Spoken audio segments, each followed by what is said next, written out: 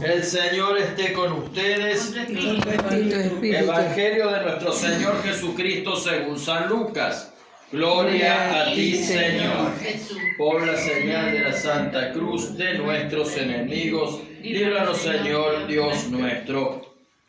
Junto con Jesús iba un gran gentío, y él, dándose vuelta, les dijo: cualquiera que venga a mí y no me ame más que a su padre y a su madre, a su mujer y a sus hijos, a sus hermanos y hermanas y hasta su propia vida, no puede ser mi discípulo. El que no carga su cruz y me sigue, no puede ser mi discípulo. ¿Quién de ustedes, si quiere edificar una torre, no se sienta primero a calcular los gastos para ver si tiene con qué terminarla? No sea que una vez puestos los cimientos no pueda acabar y todos los que lo vean se rían de él diciendo: este comenzó a edificar y no pudo terminar. ¿Y qué rey, cuando sale en campaña contra otro, no se sienta antes a considerar si con 10.000 hombres puede enfrentar al que viene contra él con 20.000? Por el contrario, mientras el otro rey todavía está lejos, envía una embajada para negociar la paz. De la misma manera, cualquiera de ustedes que no renuncie a todo lo que posee, no puede ser mi discípulo. Palabra del Señor. Gloria a ti, Señor Jesús. Las palabras del Evangelio borren nuestros pecados. Amén. Bueno, caramba, qué difícil. El Evangelio de hoy domingo nos deja un mensaje bien tajante. Resulta que nos muestra un Jesús que nos pide para ser sus discípulos un gran compromiso. Dice que con Jesús iba un gran gentío, una muchedumbre, un montón de gente, y Jesús vio que era demasiada. Y sucede que andar junto a Jesús no es lo mismo que seguir a Jesús, es decir, ser su discípulo. Ser discípulo de Jesús es difícil. Jesús pone 3 condiciones que suenan muy fuertes, que parecen hasta muy difíciles y complicadas. Lo primero que nos dice es que nadie puede ser su discípulo si no lo ama a él por encima de su madre, de su padre, de su esposa, de sus hijos e incluso por encima de su propia vida. Caramba, qué bravo. Pero bueno, para entender esto voy a tratar de explicarlo, y para explicar voy a explicar primero lo que no es amar a Jesús por encima de todo. Amar a Jesús por encima de todo no es desentendernos de nuestras obligaciones como padres, como esposos o como hijos. No es dejar de amar ni abandonar a nuestros padres, a nuestros esposos, a nuestros hijos. Tampoco es seguir a un cura, seguir a un pastor o seguir a un líder religioso con el pretexto de que Dios está primero. Por ejemplo, hay algunos pastores o líderes religiosos que poniendo como pretexto este mismo evangelio, aprovechan para sacarle a la gente dinero, pertenencia, libertad o tiempo. Eso no es amar a Jesús por sobre todas las cosas ni ponerlo en el primer lugar. Esto va para los que creen que estar todo el día en la iglesia porque el pastor se los pide es seguir a Jesús. No es así. Dicho esto, vamos a explicar qué es lo que sí significa amar a Jesús por encima de todo. Incluso porque encima incluso de nuestros seres queridos y de nuestra propia vida. Ser discípulo de Jesús no es despreciar los otros amores, sino poner nuestro amor en orden. Cuando nosotros, por ejemplo, en nuestra casa, es decir, ponemos cada cosa en su lugar, nuestra casa está más habitable, más limpia, más cómoda y mucho más armónica. Y cuando nosotros ponemos a Jesús en el primer lugar de nuestra vida, pasa lo mismo con nuestra vida. Está más linda, más limpia, más cómoda y más equilibrada. Poner en orden el amor es poner primero que nada a Jesús, porque San Juan dice que debemos amar a Dios porque Él nos amó primero. Dios nos creó por amor, Jesús nos salvó por amor, el Espíritu Santo nos santifica por amor. Y es por eso que Jesús se merece que así como Él nos ama como a nadie, nosotros lo amemos como a nada. Y lo bueno de amar a Jesús primero que a nada significa que amar es que nuestro amor se pone en orden. Cuando amamos a Jesús primero que nada, nuestra manera de amar se vuelve correcta, se vuelve sana y se vuelve santa.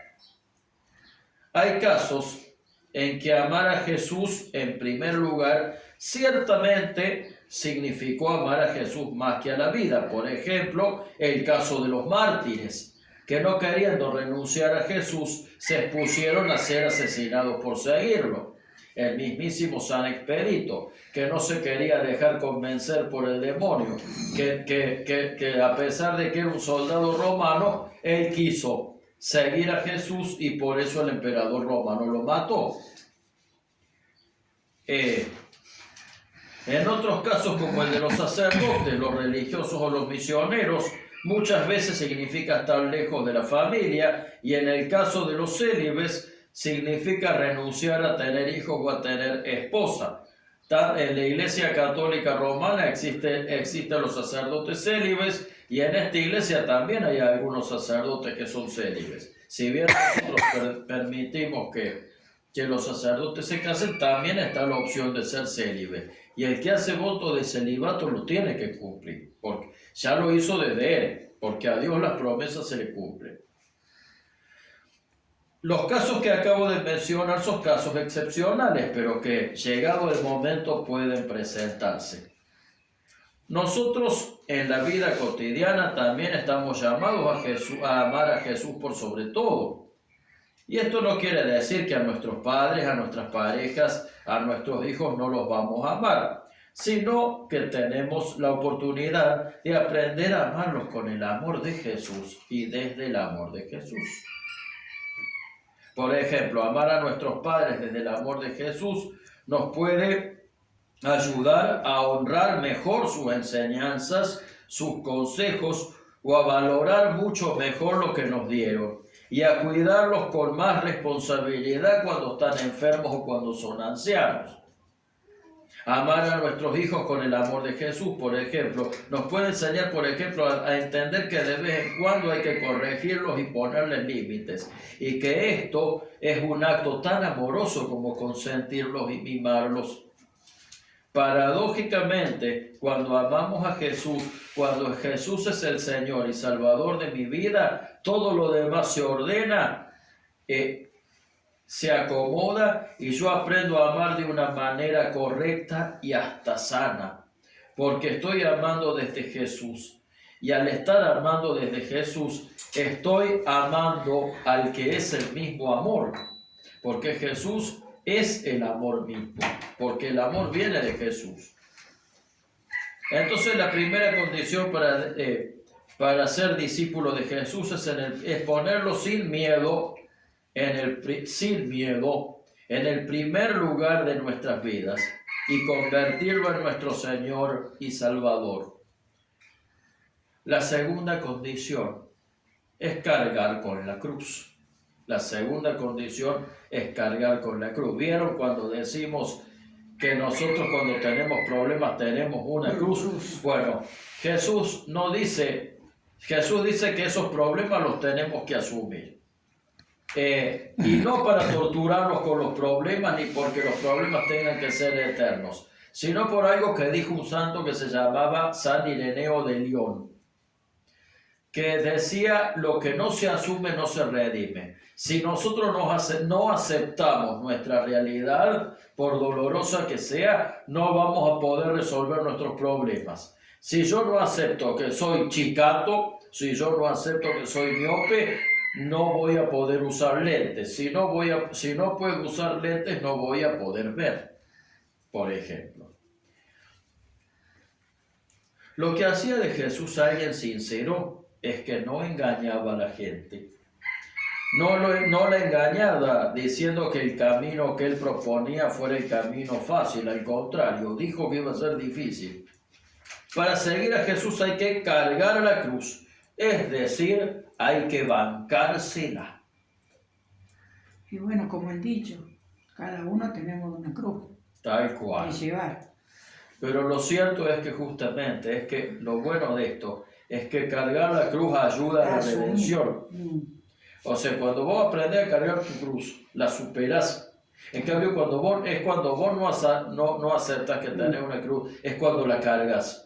¿Te das cuenta lo bueno de cargar la cruz? Pero claro que tenemos la cruz, porque es la realidad de la vida. Jesús es realista. Cuando Jesús, que ve la multitud que le estaba siguiendo, se da cuenta de que había mucha gente que lo seguía con mucho entusiasmo. Usando una metáfora automovilística, había gente que lo seguía tomando mucho envión, que había empezado a seguirla muy embalada. Porque la figura carismática de Jesús, el mensaje que tenía, entusiasmaba y atraía. Ahora, ese envión, ese embalaje, ¿les iba a durar? Vieron que cuando empezamos algo siempre tenemos un entusiasmo bárbaro. Y después a mitad del camino nos queremos bajar del caballo y a veces nos queremos bajar el caballo en mitad del río. Bueno, Jesús le hablaba a ese tipo de gente cuando decía que carguen con la cruz. Había un montón de gente que seguía a Jesús en ese momento. Ahora, cuando a Jesús lo mataron, solamente tres personas estaban al lado de él. Cuando estaba todo bien, a Jesús lo siguió todo el mundo. Cuando estaba todo mal, 3 personas solamente a los pies de la cruz. Por eso decía que a la cruz había que calcular costos y beneficios. Hay que ver cuando vamos a emprender un camino en la vida y sobre todo el camino de seguir a Jesús, hay que ver si nos vamos a aguantar lo que se nos viene. ¿Cuántas veces hemos hecho las cosas movidas por el mero entusiasmo sin contar ni prever los costos y beneficios que nos puede traer? Jesús nos advierte que en la vida cristiana no es fácil. El cristiano por lo general es perseguido, es discriminado, es juzgado de manera injusta y hasta asesinado por sus creencias. Acabamos de hablar del ejemplo de los mártires y nosotros mismos podemos reflexionar sobre esto. Los católicos no romanos en particular somos acusados de pertenecer a sectas por el hecho de no estar en comunión con el Papa, y además a los curas de estas iglesias se nos acusa de curas truchos. Esa cruz nos la tenemos que bancar. O sea, Jesús nos dice, sos capaz de cargar con la cruz, te vas a bancar todo lo que lleva consigo ser cristiano. ¿Sí? Entonces, bien, estamos hablando de amar a Jesús por sobre todo, es decir, ponerlo en primer lugar. La segunda, cargar con nuestra cruz. Y la última, renunciar a lo que se tiene. Caramba, otra vez pareciera que Jesús nos pidiera que sufriéramos, y no es así. Encima, renunciar a todo. No significa dejarlo todo. No significa dejarlo todo. Nosotros a las cosas las necesitamos para sobrevivir. O sea, nosotros necesitamos plata, necesitamos casa, necesitamos cosas. Lo que significa renunciar a todo es que no debemos caer en la idolatría de las cosas. Eso es lo que significa. Por ejemplo, conozco el caso de una señora que no quería salir de la casa para que no le robaran una silla nueva que se había comprado. Estaba atada a una silla. O sea, y otra persona le dijo, sos tan pobre que no tenés nada más que plata. O sea, porque estás esclava de una silla. Sí, cierto es. de una silla. Y esto es lo que dice Jesús. O sea, imagínense si esa persona le pide que sea discípula de Jesús. Que ser discípulo de Jesús a veces te pide que participes en la iglesia de tu barrio, nada más. Pero a veces a otros discípulos de Jesús le piden que se vaya al África a predicar. ¿Qué libertad? A ver, los cristianos no estamos llamados a vivir en la... Cuando los cristianos nos piden, Jesús nos pide renunciar a todo. No nos pide que todos vivamos como lincheras, para nada. Nos pide que tengamos la libertad interior para seguir a Jesús, para cumplir la misión que Jesús nos pide. Evitemos que las cosas terminen siendo las dueñas de nosotros. Somos nosotros los que tenemos que ser dueños de las cosas. Para que la ambición, la avaricia y el egoísmo no nos terminen apartando del camino de Jesús o no nos terminen impidiendo cumplir una misión que Jesús nos pueda estar pidiendo. Las cosas materiales son necesarias, pero son solamente medios para transitar la vida, no finalidades por las cuales debamos vivir. Por supuesto que todo esto no podemos lograrlo solos. Necesitamos una especial ayuda del Espíritu Santo. Pidámosle entonces al Espíritu Santo que nos ayude a poner a Jesús en el primer lugar de nuestras vidas, para poder ser sus discípulos, para poder vivir plenamente la vida cristiana. Amén. Amén. Nos ponemos de pie.